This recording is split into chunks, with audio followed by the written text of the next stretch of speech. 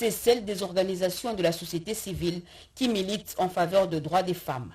Avec l'ONU Femmes, cette dernière est venue faire le plaidoyer auprès de Modeste Bahati Lukwebo d'abord, en tant que chef d'une institution et autorité morale d'un grand regroupement politique, la FDCA, pour accompagner la femme dans sa lutte.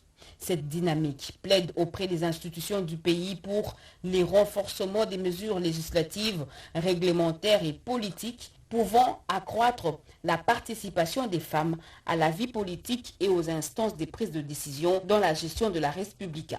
Compté parmi les hommes genrés de par sa lutte pour la promotion de la femme et de la jeunesse, Modeste Bahati a promis de se faire messager auprès des autres institutions et formations politiques pour faire participer la femme à la vie politique. Une nouvelle coopération entre l'Université de Lubumbashi et les universités de la France dans plusieurs domaines. Le recteur de cette institution, le professeur Gilbert Kishiba-Fitoula, s'est entretenu avec l'ambassadeur de la France en RDC sur une possibilité de réalisation de ce projet. On l'écoute au micro de Joseph Oscar Mbalkaïch. D'abord, c'est mon premier déplacement à Lubumbashi et je tenais absolument à rendre visite à l'université. Je remercie monsieur le recteur de son accueil. La coopération universitaire, c'est essentiel pour la jeunesse de la RDC, c'est essentiel pour mettre en œuvre des projets communs de recherche, des projets scientifiques. Nous partageons la même langue, nous avons la même approche sur le monde et donc nous devons absolument en faire une priorité. Et donc il y a beaucoup à faire.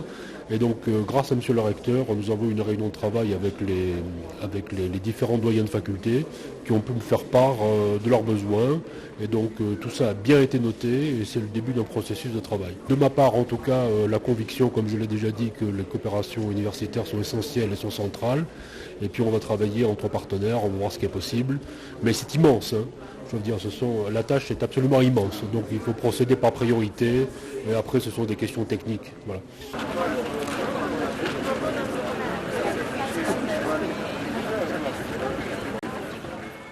Remonter les niveaux de l'enseignement ainsi que la qualité de l'enseignement en République démocratique du Congo, c'est le but de l'atelier organisé par l'UNESCO à Kinshasa. D'autres détails avec Christine Lenzo. Selon la grille d'analyse d'un référentiel professionnel s'appuyant sur une logique de compétences et ce, parmi tous les référentiels de compétences réunis par l'équipe de Task Force. Il s'agit des référentiels des compétences de l'enseignante du primaire, référentiel de compétences générales des enseignants du secondaire et technique, référentiel de compétences professionnelles génériques et disciplinaires pour guider la formation des enseignants dans les instituts supérieurs pédagogiques. L'atelier de séjour organisé par l'UNESCO va permettre aux participants d'essayer de revoir pourquoi les référentiels des compétences déjà produits à être appliqués. Avec la gratuité de l'enseignement, il y a énormément d'élèves qui viennent dans le système et cela renforce les difficultés que les enseignants ont pour gérer les grands groupes, mais aussi pour donner des enseignements apprentissages de qualité afin que les acquis des élèves soient renforcés. Nous produisons des compétences pour les enseignants, ceux qui vont être en formation, ceux qu'on va former, ceux qui doivent aller dans des écoles pour former les élèves. À la fin du dit atelier qui va durer 10 jours, la Task Force pourra bien définir les profils de sortie de l'élève maître issu du nouveau programme de formation de l'enseignant du primaire. Les femmes du diocèse de Lualaba dans la province du Kolwezi ont été encouragées par le gouverneur Fifi Masuka pour le travail qu'elles abattent pour la prise en charge de famille et le soutien à la société. C'était à l'occasion du mois de la femme qui coïncide avec le mois du rosaire à l'église catholique. Répondu massivement à l'invitation de la gouverneure intérimaire du Lualaba. Les femmes catholiques diocèse de Kolwezi, venues de différents coins, ont communié avec Marie-Thérèse Masuka en la paroisse Sainte-Anuarité Nengapeta du territoire de Muchacha. À son arrivée, l'autorité provinciale a été ovationnée par ses Lualabaises. L'unique façon pour elle de témoigner la fierté du travail abattu par Masuka Saini à la tête du Lualaba. Après la prière du rosaire qui était au rendez-vous en cette période de carême pour les chrétiens catholiques, la première citoyenne de la province du Cobalt a eu des mots profonds pour encourager ces femmes à remplir valablement leur rôle pour le développement intégral selon la dynamique actuelle, imprimée par le chef de l'État Félix Tshisekedi avant de transmettre les salutations de l'autorité suprême du pays. Elle en a aussi profité pour donner son témoignage de chrétienne engagée, et ce à travers des sacrifices énormes qu'elle a consentis au bénéfice de l'Église du Christ de manière générale. Et pour sanctionner cette rencontre, des pagnes ont été remis aux mamans catholiques, signe de partage et de la communion fraternelle. L'on pouvait ainsi lire la joie sur le visage de chacune d'elles. Amwonyeshe Mungu amulinde, ambariki, amwezeshe ndani ya kazi, amongezee miaka, muzekeshe. Mama Fifi Masuka, merci sana, Mungu akubariki. Pale panatoka pongezeke, tunakupenda sana. C'est dans une ambiance électrique colorée par des chants que s'est clôturée la rencontre. L'essence de l'engagement de la femme politique s'inscrit dans le combat pour l'intérêt du peuple congolais. Celles du Rassemblement pour une nouvelle société ont expliqué leur combat qui rencontre les idéaux du chef de l'État Félix-Antoine Tshisekedi. C'était au cours d'une conférence débat organisée cet avant-midi à Kinshasa. 2 bâtiments ont été construits dans le cadre du partenariat public-privé dans ce qui jadis était appelé Homme 500. Au cœur de la ville de Lubumbashi. André Malango, représentant et directeur des cabinets du ministre d'État et ministre national de l'urbanisme et habitat, Pius Mwabilou Mbayou Moukala et Miguel Katem Kachal, ministre provincial des infrastructures et représentant du gouverneur Jacques Aboula Katoué, ont pris part à la double cérémonie des réceptions et des remises des titres entre l'entrepreneur et l'État congolais. Après le mot de l'entrepreneur qui a donné les détails techniques des travaux, suivi de la chef des divisions provinciales, le patron des infrastructures dans le Haut-Katanga, Miguel Katem Kachal, a loué ses réalisations, preuve de la matérialisation de la vision du chef de l'État, Félix-Antoine Tshisekedi Tshilombo. La construction de ces bâtiments, jadis objet de conflit entre le privé et l'État, a été rendue possible grâce à la matérialisation de la vision du chef de l'État, son Excellence M. Félix-Antoine Tshisekedi Tshilombo, sans laquelle nous ne serions sans doute pas aujourd'hui en être là. André Malango, représentant du ministre d'État en charge de l'urbanisme et habitat, mettra en exergue les avantages du partenariat public-privé. Aucun effort n'a été ménagé pour offrir à la population congolaise en général et en particulier à la population de Lubumbashi. Ce sont donc 2 bâtiments modernes qui viennent remplacer le vieux Homme 500 et qui rajoutent un plus à la beauté de la capitale du cuivre. Vous venez là de suivre la réception de 2 bâtiments modernes dans la ville de Lubumbashi, dans la province du Haut-Katanga. Revenons à Kinshasa, je vous le disais, le sens de l'engagement de la femme politique s'inscrit dans le combat pour l'intérêt du peuple congolais. À l'exemple de la femme du Rassemblement pour une nouvelle société, elle soutient les idéaux du chef de l'État Félix-Antoine Tshisekedi. Reportage. Ce mois de la femme finissant, les femmes du Rassemblement pour une nouvelle société ont réfléchi sur les enjeux politiques de l'heure et surtout la représentativité de la femme au sein des institutions. D'où la femme mérite une place de choix au sein de la société. Formation et information à la base avec comme objectif donner plus de sièges et une majorité écrasante en 2023 au président de la République, Félix-Antoine Tshisekedi Tshilombo. Nous ne voulons pas avoir seulement des femmes membres.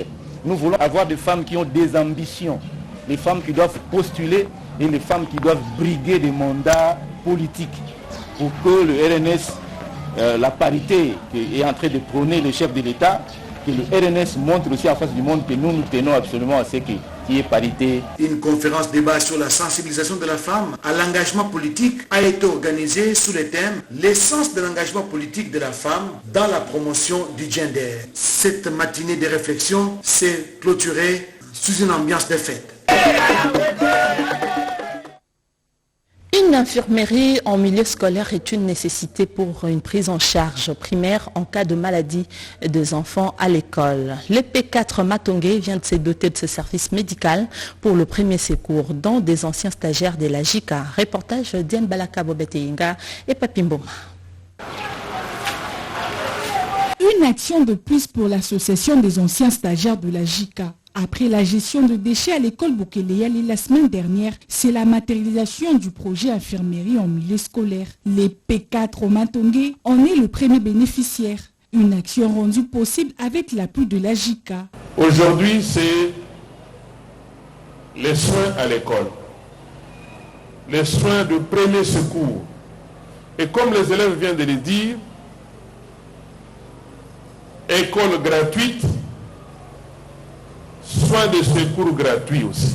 Les examens élémentaires vont être faits ici à l'école.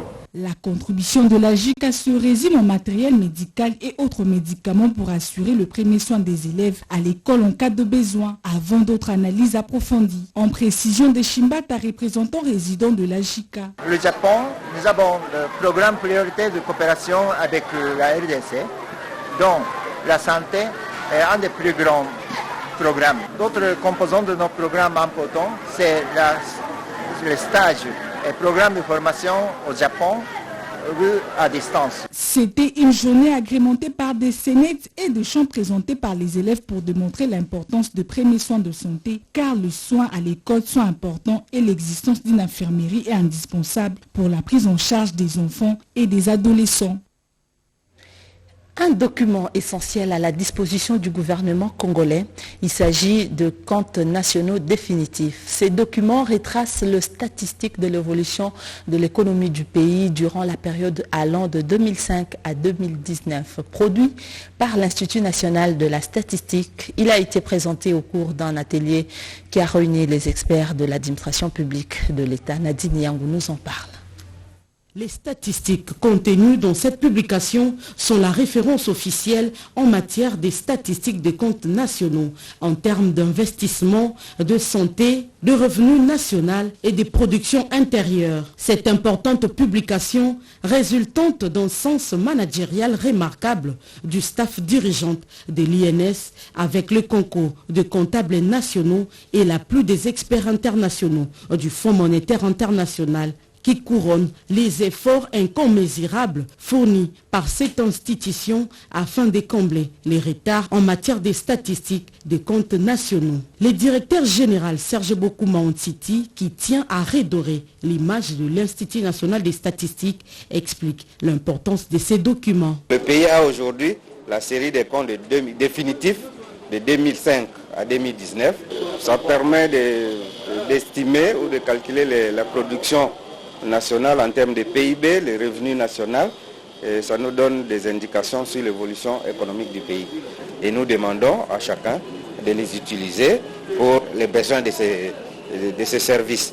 Alors, l'INS a mis également récemment à la disposition de la nation le recensement général des entreprises, les rapports du recensement général. Et si vous regardez tous ces documents, en termes de rapport du recensement général des prix, rapport des comptes nationaux, ça nous donne une idée un peu plus réelle du niveau des productions nationales ou de l'activité économique du pays. Il est donc recommandé au gouvernement ainsi qu'aux partenaires techniques et financiers de soutenir inlassablement l'INS afin qu'il soit à jour dans l'élaboration des comptes nationaux. Parlons encore de la femme, égalité de sexe, égalité de vie pour un avenir meilleur. C'est le thème qui a été à la base de la sensibilisation de filles, épouses et veuves de militaires et policiers et autres associations de femmes. Ceci en marge de la clôture du mois dédié à la femme. Les femmes et les filles représentent la moitié de la population mondiale. Leur autonomisation stimule la productivité et la croissance économique. C'est dans cette perspective que ces filles, épouses, veuves des militaires, des policiers et associations des femmes ont été sensibilisées par la force stratégique de la République et l'ASBEL Telema Mwana Mapinga sur l'égalité des sexes en plus d'être un droit humain fondamental pour la mise en place des sociétés pacifiques dotées d'un plein potentiel humain et d'un développement durable. Tel est le plaidoyer fait à la Commission nationale des droits de l'homme qui a promis son accompagnement. Aujourd'hui, nous sommes avec les familles des militaires. Nous les appelons à approcher la Commission nationale des droits de l'homme. Et déjà, comme nous sommes ici, nous l'avons dit, nous allons les appeler à contribuer avec la CNDH pour faire entendre leur voix par rapport à leurs revendications. Une occasion pour l'ONG internationale AIPAS de sensibiliser ces femmes sur la planification familiale. Cette sensibilisation était vraiment la bienvenue à ces femmes et filles militaires parce qu'ils ont ce que nous disons les makoki à moi, ils doivent les connaître parce que la santé fait partie du développement de notre pays aussi. Cette cérémonie a été clôturée en toute convivialité.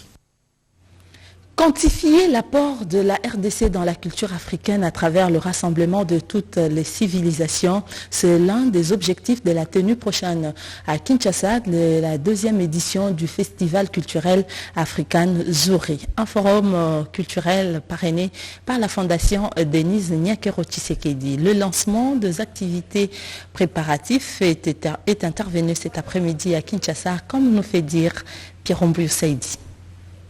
Avec une kyrielle de civilisation qui caractérise le peuple vivant dans les 5 grandes régions géographiques de l'Afrique, le continent noir qui est considéré par tous les scientifiques du monde entier comme étant le berceau de l'humanité est caractérisé depuis la nuit des temps par l'existence d'une mosaïque de populations variées aussi bien les unes que les autres, populations ayant un dénominateur commun, l'existence pour chacune d'elles d'une culture propre avec diverses valeurs.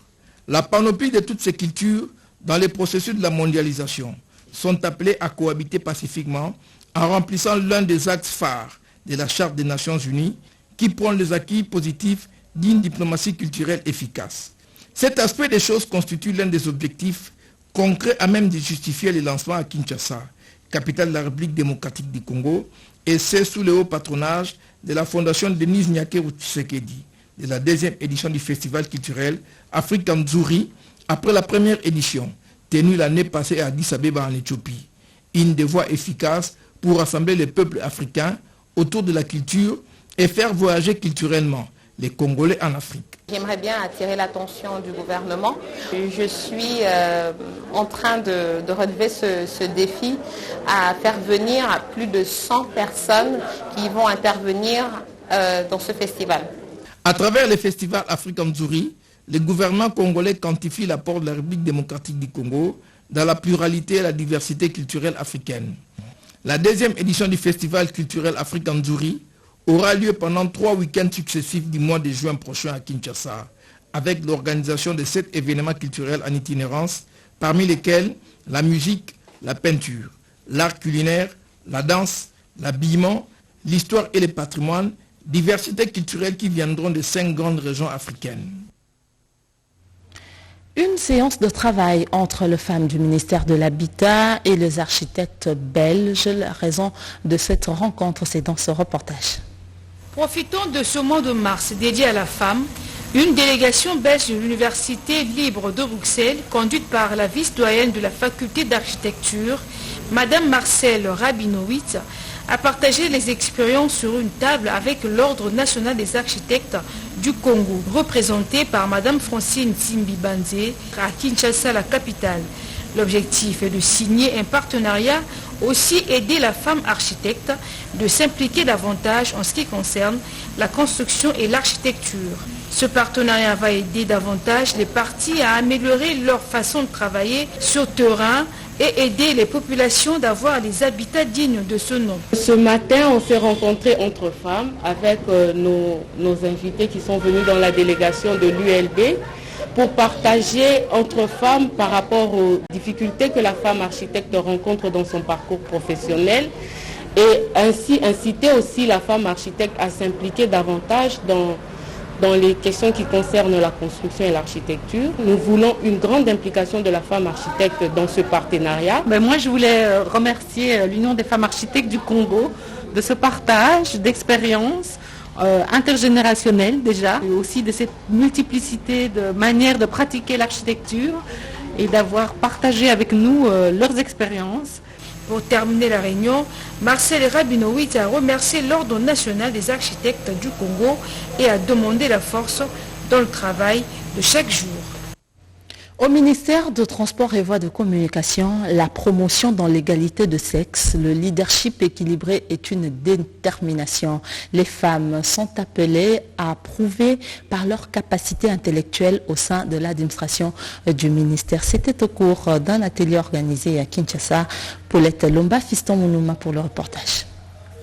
Promotion des égalités de sexe, leadership équilibré féminin. Voilà le sous-thème de l'atelier de sensibilisation de femmes de la compagnie de voies maritimes qui s'est tenu dernièrement dans leurs installations dans la commune de la Gombe. 3 éminents orateurs ont enrichi les connaissances de femmes de cette entreprise maritime. Des questions liées à l'environnement, à la gestion financière, à la production, au changement climatique et leur autonomisation. Il s'agit notamment du docteur Service Guerre Marcia, expert en management et coaching, du professeur Daniel Moulendal Lomena de la faculté des sciences économiques et de gestion à l'UNEKIN, ainsi que de madame Florence Bongwekuma, expert en développement durable. Nous avons montré aux mamans que les conséquences du réchauffement climatique alourdissent les fardeaux des souffrances et qui devraient être sensibilisés pour changer la mentalité.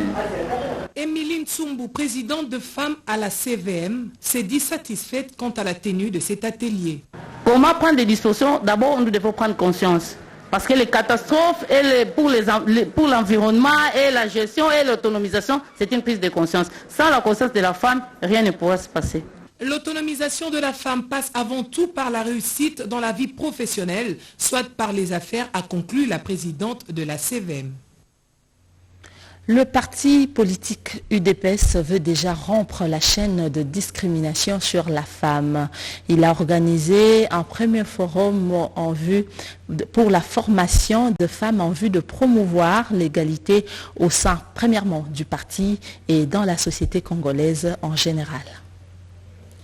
C'est en vue de l'égalité et de l'équité entre l'homme et la femme pour obtenir l'équilibre social que ces assises ont eu lieu. La présidente de la structure des femmes de l'UDPS a émis le vœu de voir la République démocratique du Congo en tenir compte. Ce forum est organisé dans le but de rompre toute chaîne de discrimination négative contre les femmes et promouvoir l'égalité et l'équité des sociétés congolaises. Nous avons comme mission à agir pour un monde où la participation de toutes et tous est mobilisée pour promouvoir à l'humanité sans pauvreté, sans inégalité et sans injustice. Créer un monde de solidarité où les droits humains et l'égalité est respectée. Humble est notre mission. Voilà pourquoi la Commission pour égalité hommes et femmes veille pour faire de cela une réalité. C'était aussi un moment favorable pour les participants d'exprimer leurs desiderata au sujet des violences faites à la femme et à la jeune fille. Elles ont aussi préconisé l'état de droit et l'égalité de sexe. 2 jours ont suffi pour que les femmes de l'Union pour la démocratie et le progrès social apprennent les notions relatives à l'émancipation de la femme. C'est depuis le 28 février dernier que la RTNC a perdu l'un de ses pions essentiels. Il s'agit du directeur Koukouma Mengi Pangi. Aujourd'hui, les personnels de la RTNC, les directeurs généraux ainsi que tout le comité de gestion lui ont rendu les derniers hommages. C'était devant l'esplanade du studio Maman Nguébié, revivant en image ces moments forts avant son inhumation.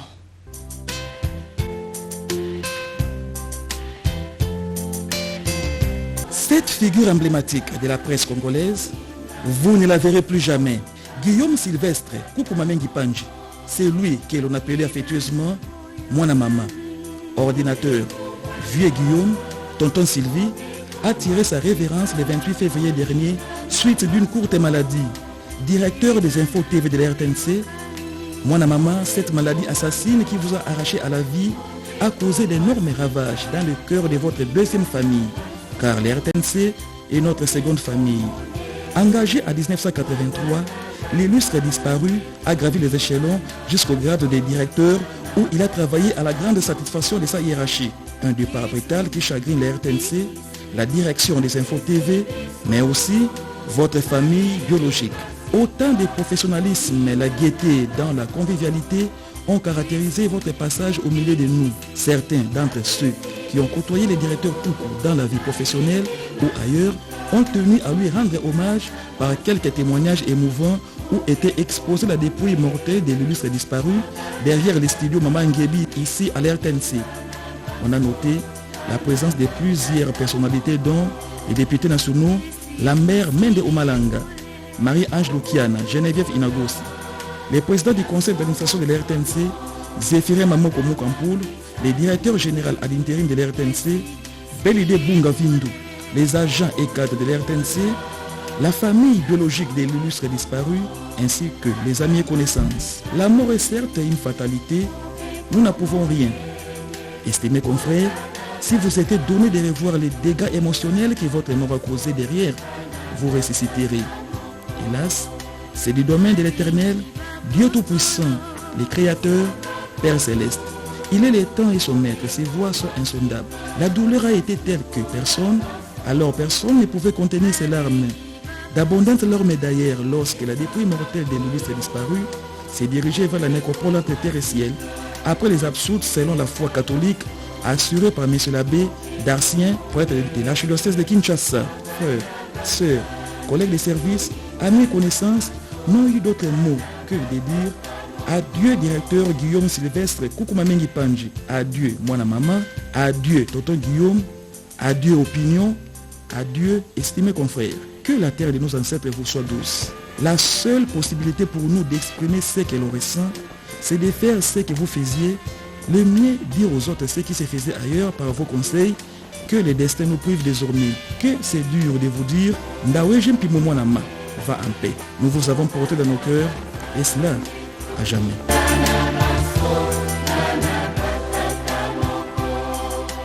Va en paix. Koukoumamengi Panji, mesdames et messieurs, fidèles téléspectateurs, merci de nous avoir suivis. C'est donc la fin de ce journal. Retrouvez à 20h Françoise